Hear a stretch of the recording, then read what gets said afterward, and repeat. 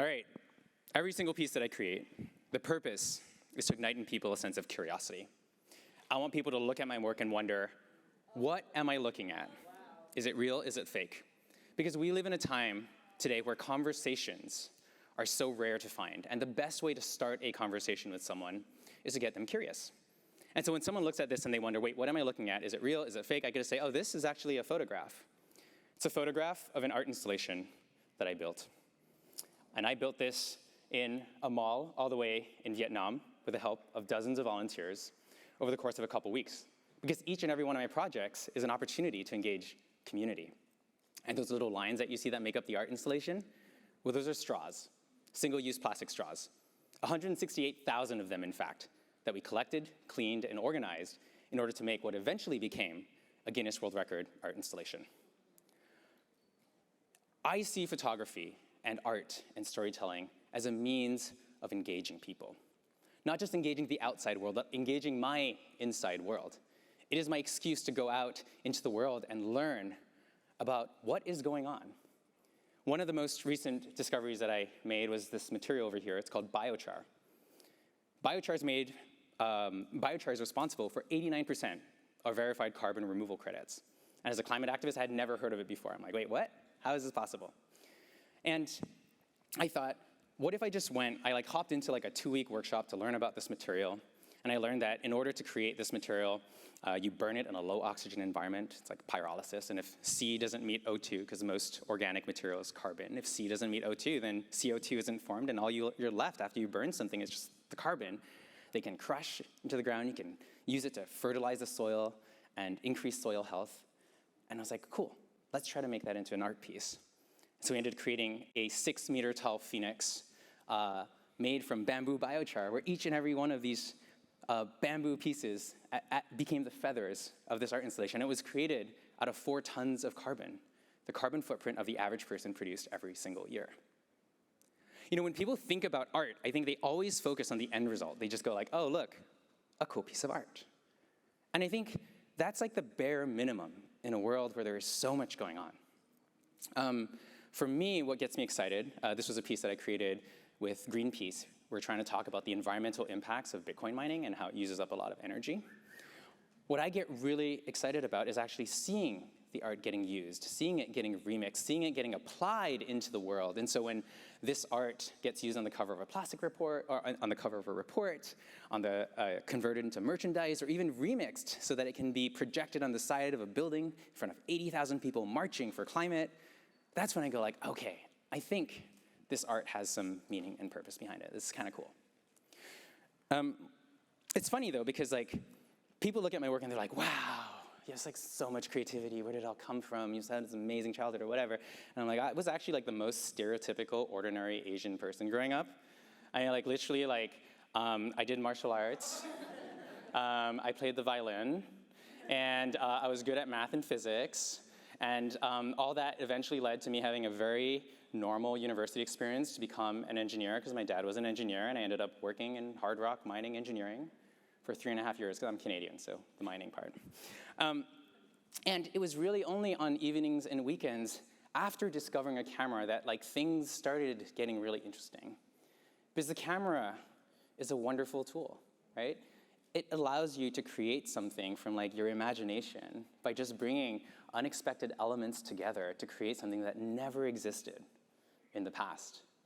And so my earlier work actually looked something like this. It was taking all these fantasy books and novels that I was reading and figuring out oh, how can we create something surreal, fantastical, fun? It was not about really the money. It wasn't oh, how can I make money doing this? I don't know where the money is for this. But I was just really excited about the act of creation. And in the process of finding my own joy and creativity, I would find others that were also engaged and excited to run experiments and try and test. And so I ended up quitting my day job after 3.5 years. I was doing photography on the sides. And I didn't really have a plan on how to make this work. I just knew that I enjoyed traveling. I enjoyed meeting unique and interesting people. I enjoyed doing random ass experiments.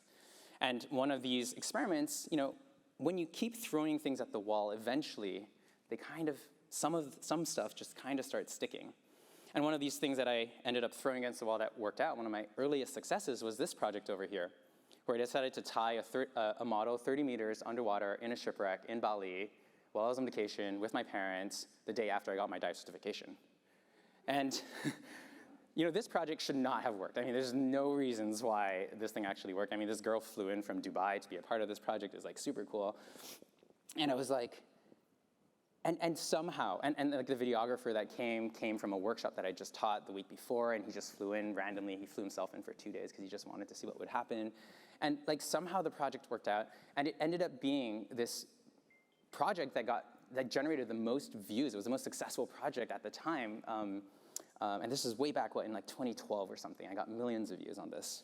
And the lesson in this, for me, was actually that it wasn't just about creating beautiful work. It was about creating beautiful work that was easy to talk about. Because at the end of the day, like, things spread through words, and this photo is interesting because I can describe it. I can say like, hey, I just had a model 30 meters underwater in a shipwreck, do you wanna see it? The words behind the art actually also make a difference, and so I started saying like, oh, I think that one thing worked, how can I apply it over and over again? And so if words mattered, what would happen if I decided to put a superhero on the edge of a 40-story skyscraper? This was done in collaboration with SmugMug. I think they're a photography website. They still host my photo website. And they wanted to show to what great heights their support heroes would go to, right? Fun project, hanging a C-stand over like this giant building in San Francisco. This one over here was a project that I did right after a photo conference like this one. I wanted to go on a road trip. I brought some friends, brought a model, got a cool dress, and we ended up shooting in the world's largest monastic library. The headline for this one was creating a real-world Beauty and the Beast in the world's largest monastic library. Right? Just coming up with these headlines, trying to get them clicked on as much as possible so that people could discover my work. Simon Sinek has this frame where he talks about it's not about what you do, it's not about how you do it, it's about why. And I think there's like one more piece of the puzzle because like no one goes around going like, what's your why, what's your why, what's your why? We're actually like all super busy. And so for someone to care about your why, they first need to pay attention. And as content creators, as photographers in a generation that is really so focused on attention, we have the right tools, the right skill at the right time in order to try to capture a little bit of that energy and redirect it. And the question is always, what are you going to do with that energy? 10 years ago for me, that just meant I want to make money. I mean, I don't know how this whole thing works. I need to figure out how to make money. And I wanted to do bigger and bigger projects, and that meant working with bigger and bigger brands. And so I ended up working with a bunch of different brands, taking this same strategy of doing really unexpected, crazy things, like putting athletes on the edge of a building. This was in the Philippines with Nike Philippines. I did this project where we decided to create an underwater set on top of a toxic layer of hydrogen sulfide in a cenote in Mexico with a whiskey company because their tagline was "Be True," and we just had them like kind of cultural heritage piece that we created together. And it ultimately led to this one in 2016 or 2015 where we created this image using only a cell phone. And this was back at the time where like this was revolutionary, like light painting with a cell phone, what? And I ended up getting paid more in this one project than my entire career combined. And I was like, wow, I've made it, right? Or not, right? Like actually for me, it was like peeking over the edge of the mountain and being like, oh, this is what success could be. Oh, it looks so boring, I don't want to go there. And like, for the first time, I actually had a bunch of savings. And so I was like, okay, let me slow down, let me check, like, why am I doing all of this anyways?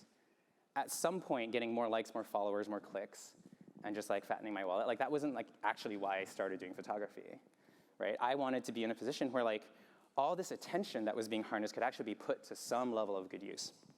And when I kind of sat down and I thought about like what were the projects that brought me the most joy, that I was most proud of, I would think of projects like this one, which is so different from everything else that I was doing. This is a video that I made for a little girl who was diagnosed with a terminal degenerative brain disease. Her father had reached out to me and said, basically out of the blue, like, hey, you've experienced making things go viral. We would just like a video, if possible, to tell the story of our daughter who has this super rare disease. Do you think you'd come and do something? And I was like, I'm a photographer. I'm not a videographer. But if no one else says yes, like, I'll come. And so I ended up flying myself there, sleeping on their couch, making a video for 10 days. And by the time we launched it, we ended up raising $1 million over the course of a month, $2 million over the course of the year. And I was like, this is interesting. This feels like a really good use of storytelling. This is what I want to do more of. But the problem, as you might notice, is that there's a very different style. I mean, like, when we talk about changing the world, it's usually a very serious, somber thing, right? Like, when I thought of changing the world, I was thinking of documentaries and stuff, and I tried going down that path for a little while, and I just got really depressed. I was like, this is really, really serious stuff, and I'm a really dorky guy, and I really missed all this, like, fancy photography, kind of fun, fantastical, surreal stuff. And so I had to sit with that, and I had to experiment again. I had to hit the drawing board and be like, okay, what can we do? What can we do? And as with most things, the easiest way to kind of like make a transition is to figure out what do you have available to you? What is the closest distance between where you are and where you want to get to? And for me, that meant using the community of people that I'd already connected with. In this case, I connected with one of my friends who was a storm chaser. And I was like, oh, we can go storm chasing. And my girlfriend at the time came up with this concept that we could use storms as a metaphor for climate change. And I was like, oh, that's cool. So what happens if we found a volunteer that happened to have an ambulance? We could fill it with a bunch of shit, and then every time we came in front of a giant supercell, we could put a set in front of this and take some photos showing ordinary people ignoring the big brewing storm that's happening behind them. That could be a pretty cool concept, right? And while this project wasn't necessarily the most visually captivating with costumes and lighting and everything, it was a really cool moment for me to realize that it is actually possible to combine fantasy and reality.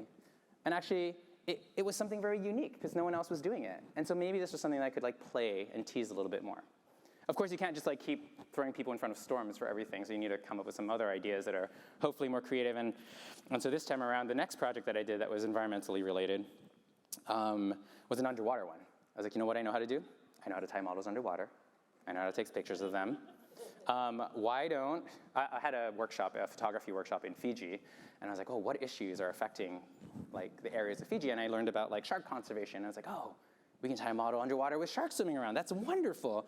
And so I ended up getting a shepherd's crook, a costume. I just sent a ton of different cold emails out to tourist agencies and different groups, and we finally found a place that had a shark scientist, and a model flew herself in to be a part of this project, and we ended up creating a series called Shark Shepherds, tying a model underwater and waiting for the sharks to swim into the right position, also that we could spark conversation. Because when you look at an image like this, you're like, oh wait, what did you do? How did you do it? Is it not dangerous? Tell me more. I can say, oh no, sharks. There are hundreds of species of sharks. Most of them completely benign. There are 3 shark attacks a year or whatever. More people die from fridges falling on them and cows falling on top of them. I mean, it's absolutely insane that we have this huge fear of sharks, and yet they're like an apex predator. They maintain the health of the oceans. 100 million sharks killed every single year, if not more. And so I kind of kept going on this path, but you can't, once again, there are only so many times you can tie a person in front of a shark and make something impactful of that. And so I was like, okay, we need to find something else. And so my third project ended up being the one that actually became, I think, the foundation of so much of my work in the present day. My mom had found a mermaid tail designer online, and I was like, ooh, mermaids. What issues do mermaids have? And this was right at the point in time where the Great Pacific Garbage Patch had just been discovered. And I was like, ooh, mermaids, plastics. What if I could find 10,000 plastic bottles? And I still remember, I hadn't even thought this through. I just started looking for 10,000 plastic bottles. And then we finally found a recycling company that's like, sure, no problem. We'll drop it off in an 18-foot truck. Where do you want it? And I was like, oh. That's huge. Where am I going to find the place? And then I found the warehouse, and then I found the pieces. And then thankfully, my sister had just gotten married that Sunday, so I had an entire wedding party to help me clean plastic bottles. And then we ended up doing this entire project, putting a mermaid on 10,000 plastic bottles, and this one ended up getting 36 million views online, the video that we created. And it finally became this kind of one project, which was oh wait, actually this maybe is not just a fluke. This is something that people are actually wanting, they're craving. They're actually looking for opportunities where fiction can help us tell the truth. It's sort of interesting that we live in a world today where I think everyone is complaining about how we are twisting the truth and trying to report on it, but it's biased and everything. And so now those who are trying to tell the truth are actually viewed as fiction, and those of us that are creating fiction are trying to tell the truth. It's almost like a whole role reversal thing going on. But I think there's truly a place that I have somehow miraculously managed to carve out for myself where I actually think there's something here. And because this was actually a format that I can kind of stumble across, right? The format of taking lots of little things and putting them together to make big things. Not really revolutionary, but it kind of was for me.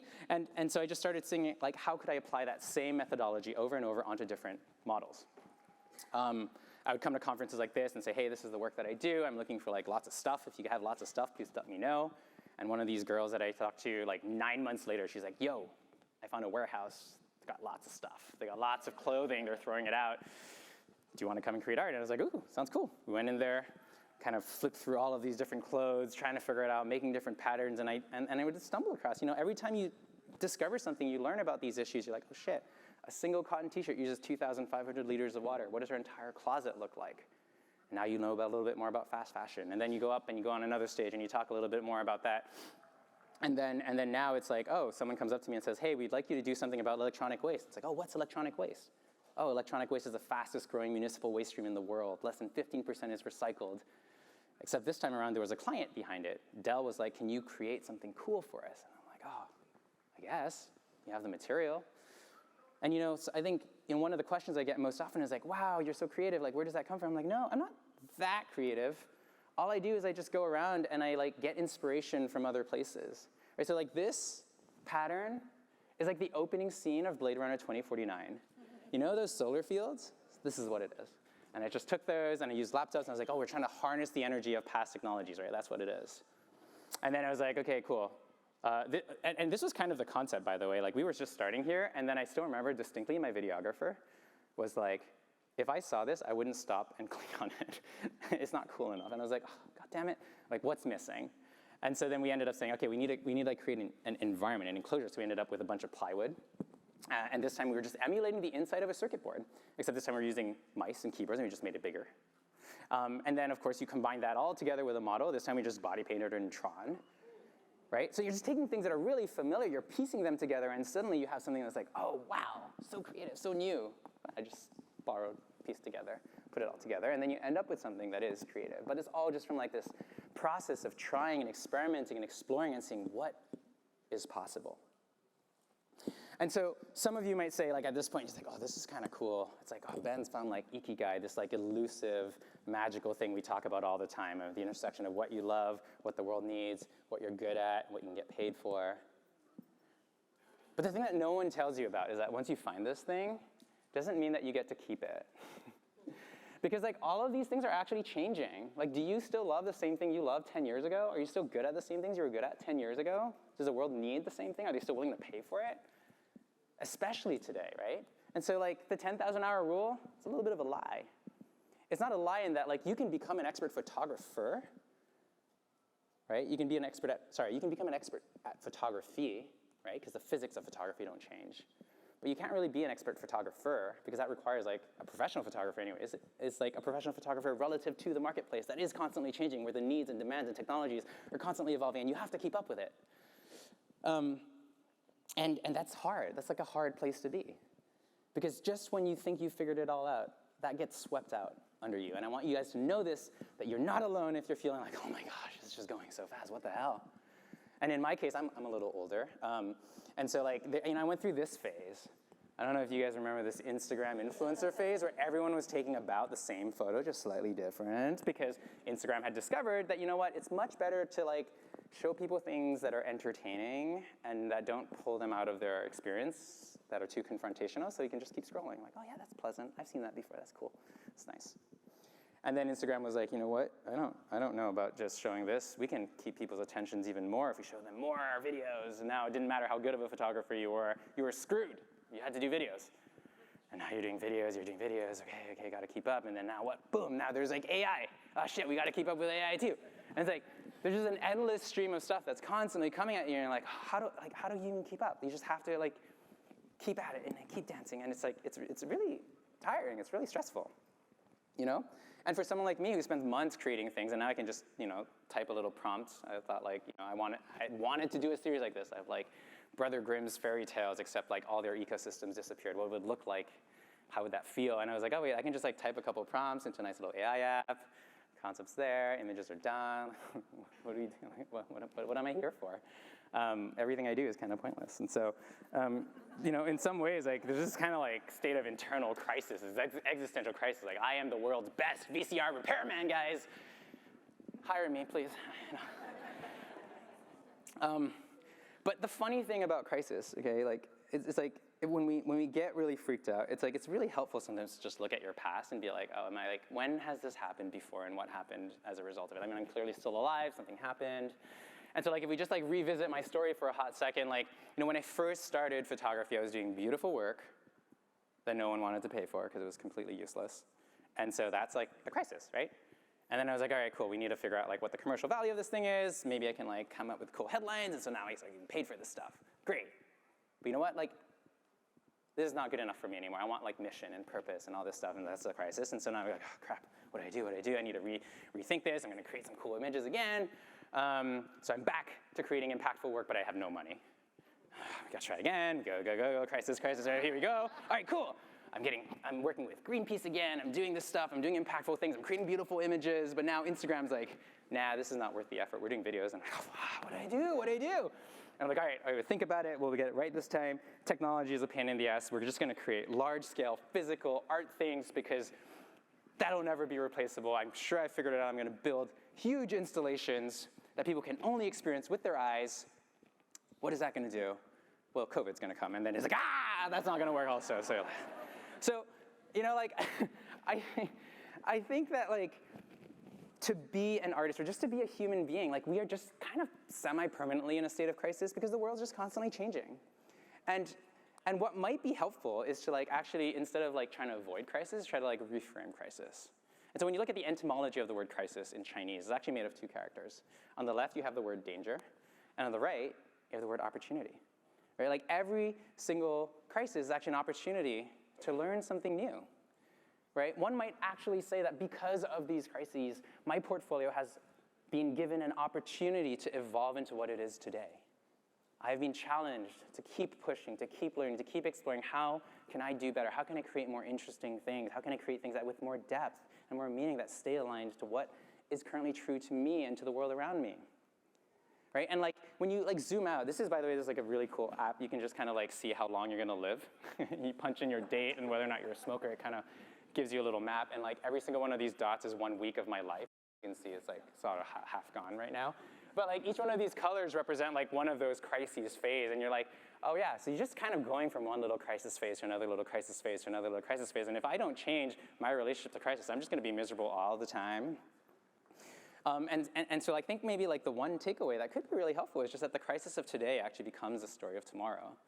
And for any of you who are remotely glued to the news, hopefully not too much, but like, it really can feel like this is just a really hard time to be alive. But this is also a really wonderful time to be alive because we can actually try to do something about it. We have tools, we have optionality, we have some level of agency where we can do something. When you look around the world, all you need to do is turn on the news and you can find inspiration, right? This is one set of headlines I had noticed. It was like, oh my gosh, there are microfibers that are just released every single time we do our laundry. Well, like, why can't we create some art out of that, right? Oh my gosh, another headline, Mount Everest is turning into a garbage dump.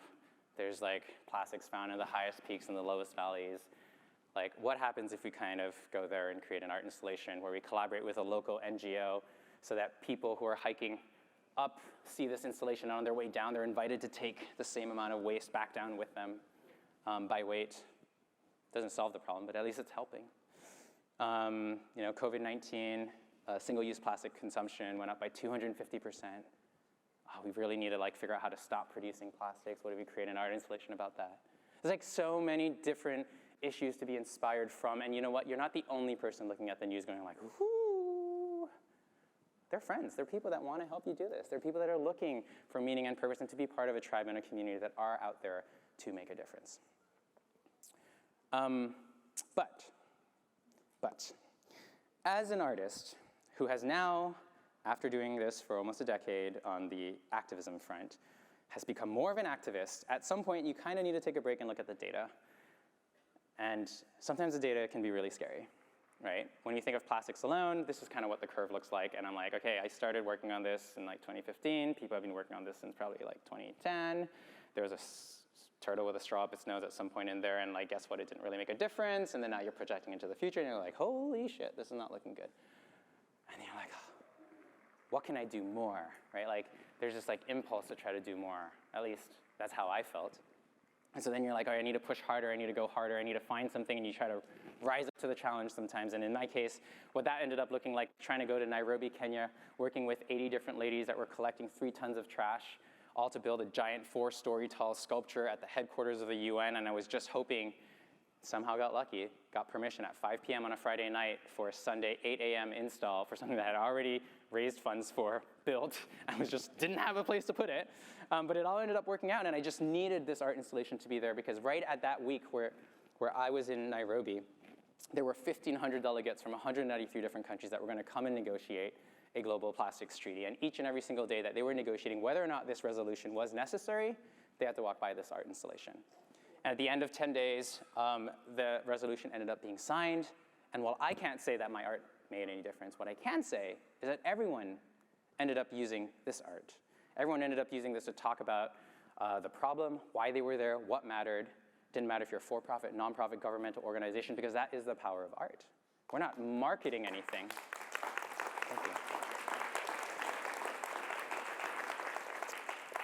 The power of art is the fact that it is accessible to anyone, any story of any person, right? Like you can come in and you can make your own interpretation of this thing. And in places that are particularly divided, and art can stand as a beacon of sort of like ambiguity, everyone can make use of it. But we get back to this, right? We get back to this and you just go like, oh my gosh. I created a big piece of art, yay me. Did it make a difference at this? And so I think that, you know, there's the other half of it, just the human experience of being a person that cares and wants to make a difference. And sometimes it's just like crushing. Because like the life of an activist is to be the life of a loser. I mean, you're literally fighting constantly against things that don't exist, and you just walk around permanently this feeling that like nothing you do is ever going to be enough, and it doesn't actually matter if you found the thing that you know how to do. It's like, it just never feels like enough. It was like, this feeling was so powerful, in fact, that like 3 years ago or so, I was like contemplating like a complete career change. I was like, I just don't think art is making a difference. I think there's got to be a better use of my time.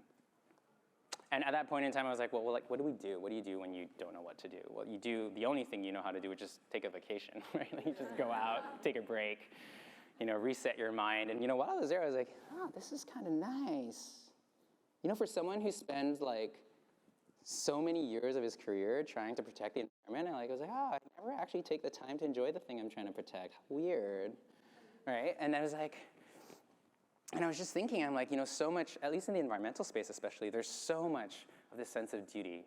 For me, a lot of my activism came from a place of duty. It just came from like reading things on the news and being like, I gotta do something, I gotta do something. And when you come at things from a place of duty, it comes from a place of like these words, like the shoulds, the oughts, the musts, and everything is a crisis and everything is a catastrophe. And if you don't take action now, you're a terrible human. So get out there, do it. Why are you not using your privilege? Why are you not getting out there? Why are you not speaking up? And like, because this duty had like nothing really to sit on, it was just like crushing me. And by taking pause, I just kind of realized like, you know what, like actually I think like duty needs to actually like rest on like a foundation of love or something. Because when you love something, like parents in here, you probably know this, right? Like you don't feel like crushed by like having to be home for your kids. You feel like, oh, it's super great. I get to show up for my kids. I get to give them a life. I get to play with them. I get to discover the world through their eyes. Like I feel privilege and joy to show up. Like it's important.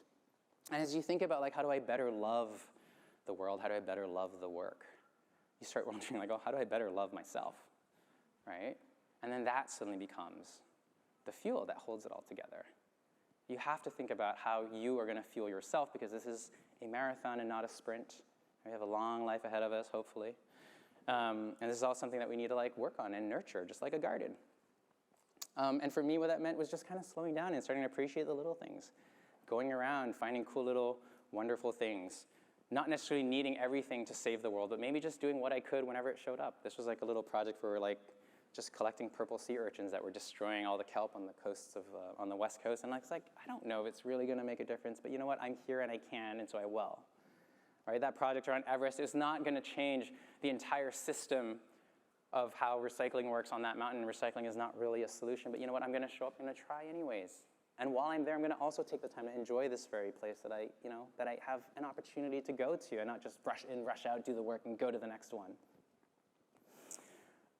And you know, the funny thing is like, while I was taking this, you know, vacation, hanging out, slowing down, like the art, the symbol that I had created had actually just continued on and spread on.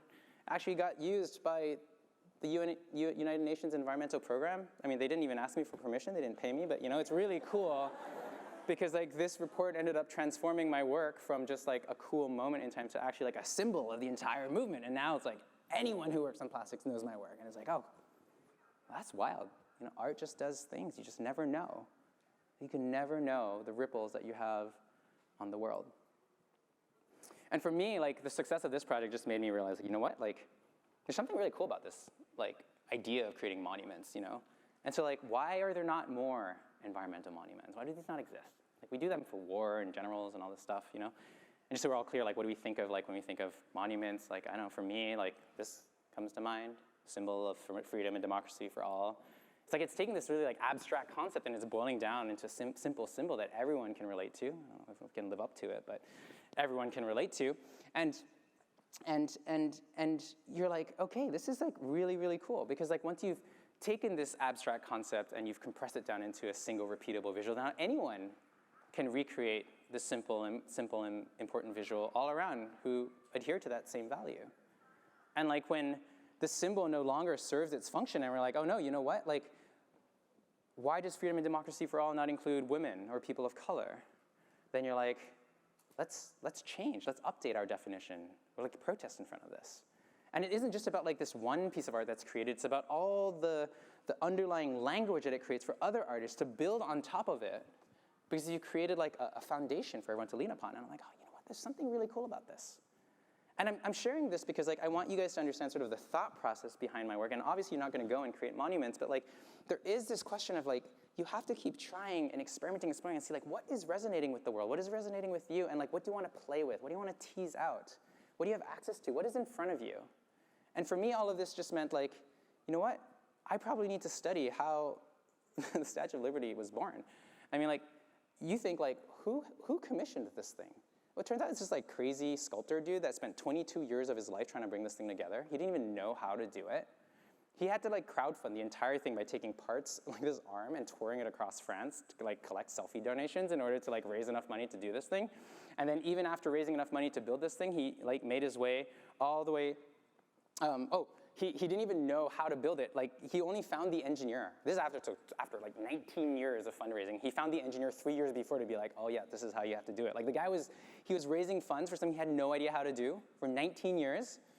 And then after that, he made his way all the way to the United States. And like the Statue of Liberty sat in like boxes because they hadn't raised enough money to build the pedestal for the Statue of Liberty to sit on. And it's like this idea that we have of just like waiting for permission to do things, I think is like kind of overrated. Because you have to find ways of like bringing the vision of whatever you have to life, and you have to believe in it more than anyone else because no one's gonna believe in it for you. And for me, the explorations and experiments started at COP16 at the UN Biodiversity Conference that just happened. I was like, all right, I think I can get access to UN things because they stole my work. And so they owe me one. And so what if I tried to create a symbol for biodiversity? I mean, biodiversity is a thing that holds all life together, but no one can think of a single symbol. What happens if I tried to create like a biodiversity Jenga, which to me represents the concept of interconnection, and we'll have living ecosystems, and we can put this whole thing together. So we ended up building a 2.5-story tall Jenga tower. We had 13 different ecosystems represented across 3 different blocks with little animals that were created by 200 students that populated the entire ecosystems.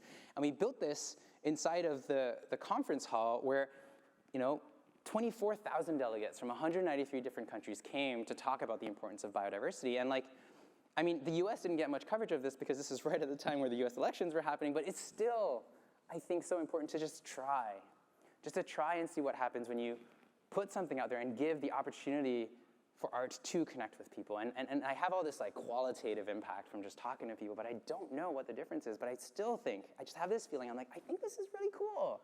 I think this is really important. I think we need to mark these moments in time. I think we need to highlight and take abstract concepts and bring them into physical form. And so I'm just kind of on this little roll right now, on this little mission of trying to bring these different projects to life. I'm headed to Geneva in a couple weeks, so if anyone's in Geneva and wants to help me out, I need help.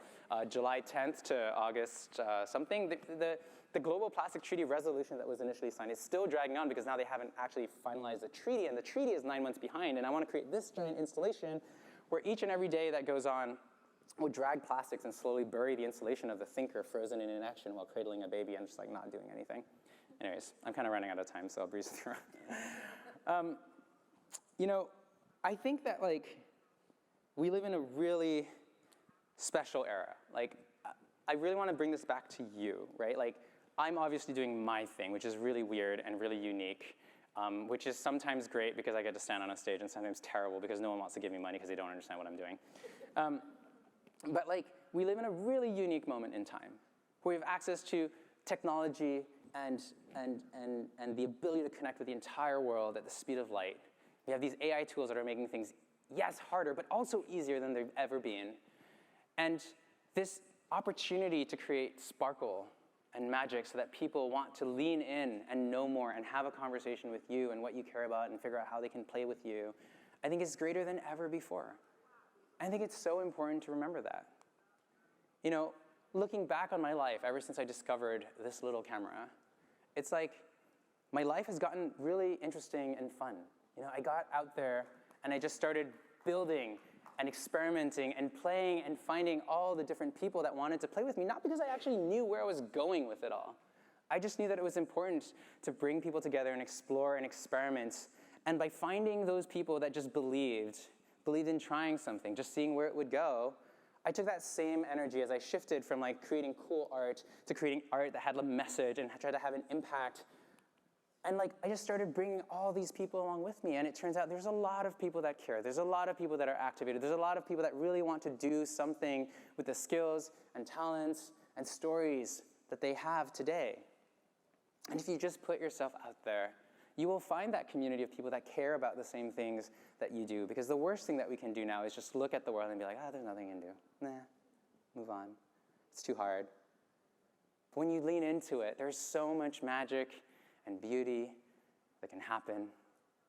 And coming to this conference and just seeing so many people, looking at this packed room, I'm kind of blown away. I'm like, who are all of you? Coming into this room and just seeing how many people are showing, this is a community right here. And there is a quote that I just thought would be perfect to end on, and it's just that there's no power for change greater than a community discovering what it cares about. And I hope that in some ways, this presentation today helps you discover not only what you care about inside, but the community also that cares about that same thing. Because I guarantee you, whatever you care about, those people are out there. And my details are out here if you want to scan, reach out, hang out. Thank you.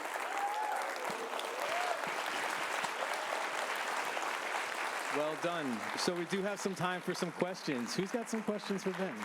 We're going to start right up front. I'll come to you guys in the back. I see you with your question. Hello. I really enjoyed seeing your work. I feel like I've never seen things like that before, so I just wanted to shout you out on that. And two, I'm right here. I was like, where am I looking? I was just wondering, what really drives your creative mind? What really motivates you to create these certain art pieces and then also know how to capture it the way that you want it? People inspire me. I go out and I just try to find and connect with unique and interesting individuals that know something that I don't. Each and every project over here isn't because I'm a creative genius, but because I just found people who are really great makeup artists, designers, models. For the photo of the tap with the dancers, I had just a dance person a dance choreographer come and help me out and tell me, how do I place these human bodies? Please help. I think these are all just collaborations. What you're witnessing here is not my brain in action. It is the work of an entire group of people. And so I think if there's one creative format that I have, is just this, come talk, let's play, let's see where it goes. This is what I think will work. This is what I think will resonate. Challenge me. Let's make it better together. So yeah, I just get people started. And I think trying to get people to believe that they have the ability to do something they didn't think was possible is actually sort of the essence of it's we're trying to solve a puzzle without being able to see without knowing what the pieces are. But every single time a new kind of person gets thrown into the mix, then the whole image kind of changes and it can become better. It can keep growing. And we tend to only think about resources in terms of financial resources. But there's so much more. There's cultural resources, spiritual resources, there's time, there's all these other things that everyone can bring into the mix that can really transform whatever idea you had and really allow it to blossom into something greater. And by the way, these are only the projects that have worked. If I did a presentation on projects that have failed, it was a lot longer. I want you guys to know that this is like 15 years of my life presented into a nice little cute package. A lot of failures, a lot of ideas that just didn't go anywhere. And it's just really important to remember that, like, yeah, for every one of these that work, like 3 of them fell through. And for every like 3 of these that I do, I get paid for like 1. And so I just want to like name that. Thank you. I have another question here. Hi. So first, I've literally on my bulletin board at home had a postcard with the crisis thing on it where it says like risk opportunity. I've had that on my board for like 25 years. Yeah. So that was crazy. 2, with your projects then, like, because they're so huge, how much is like volunteer collaborators versus like paid collaborators? Like, do you have a mix in those in each project, or some projects just totally volunteer?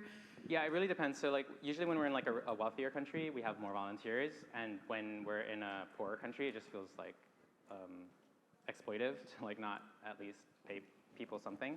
And so it sort of depends project to project. I do think that there is like sort of a misnomer. Like managing volunteers is a ton of work. Like volunteers don't necessarily make things easier all the time. They can make things harder. But I just think it's so important that each and every project is actually an opportunity for everyone to feel that their contribution can actually make a difference. So for each and every one of these art pieces I have a video that shows how it's done. And we use those videos and those stories to like give the opportunity to say like, hey, this wasn't created by a single person, this was created by a village, and this village has something to say. And so we kind of like, I think I kind of steward the story, I help curate that story. But it is kind of a balance. The thing that we always like kind of hire for are the things that are irreplaceable, like engineering or logistics. The videographer is sometimes paid, depending on like what the capacity is. But like what I think is really cool about, sorry, I'm just gonna hold this thing. What I think is really cool about my work is that you cannot tell the difference between what has a $0 budget and what has a $100,000 budget. Like you just can't see the difference in that. And I think for those who are like, oh my gosh, this requires so much resources, yes, and there's always a way. Like if you want to do it, you will find a way, and you will find the people that want to like collaborate and work together with you. So yeah, thank you. 1 or 2 more, here we go. Less of a question, more of just like that thing you said about making your activism or your work rest less on duty and more on love is so like, that really resonated with me, because I try to do sort of the same things myself, and it's really hard to feel that crushing guilt all the time. And you're like, oh God, I have to do. But when you make it rest on love, yeah, it's less of a like a problem, or less of a guilt thing. Absolutely. Yeah. Thank you. Yeah, another piece of that puzzle that I didn't really touch upon was like, there was a piece that I had forgotten to ask myself as I was creating these projects, and it was like, how much is enough? Like how much impact is enough? How much money is enough? How much status and reputation is enough? Like when do I actually feel satisfied with my work? And it turns out that like at the point where I was like thinking of a career switch, I just never actually been satisfied with anything I had ever done, regardless of how big it was.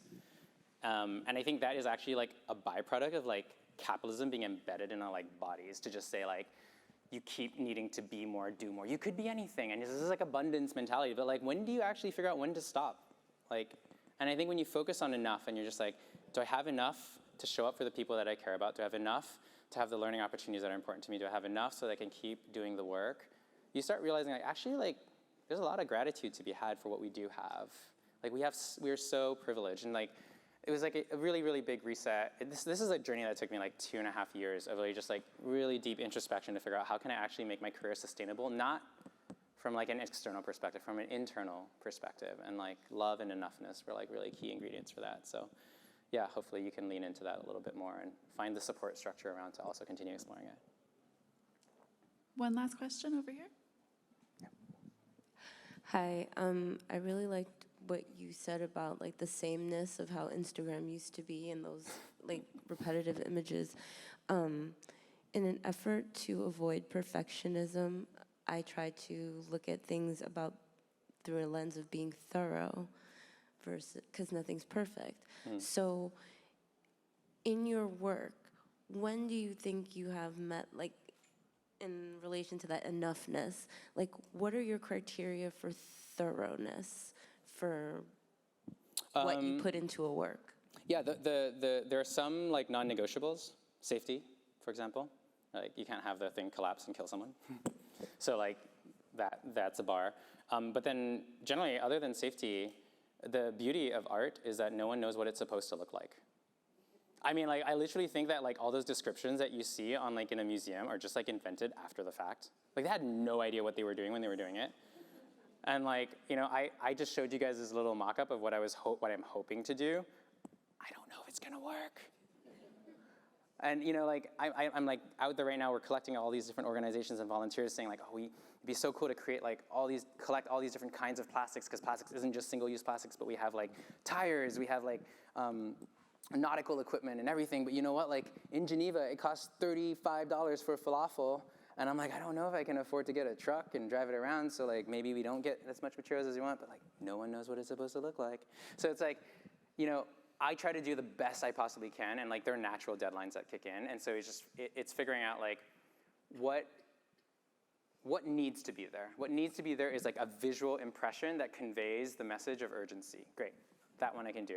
Are people going to read 17 layers deep on the kinds of plastics that are there and like how they're affecting different ecosystems and which chemicals, like 6 ppd instead of tires, that are causing like salmon to die? Like, no one's going to care except me. So like, try to put those ones aside. And if I have the resources, if I have the mandate, like, oh, so many volunteers are coming in. Oh, look, that company wants to work with me. Like, great, let's add those in, like icing on top, icing on top. But like, really understanding what is the core, like what is the unnegotiable for others to understand the message. And I think that's because I move through the world like a designer, not like an artist. A designer focuses on what are the constraints and what are the outcomes that we're trying to get to, right? Why are you doing the thing? What needs to happen? And everything else is like icing on top. So yeah. If anyone has any extra questions, I'll like loiter. I think there's like a thingy over there. I also have some postcards to give away. I don't know if I have enough for everyone, but if you guys want to hang out, I'm happy to keep answering questions. One more time, round of applause. Thank you, really great job.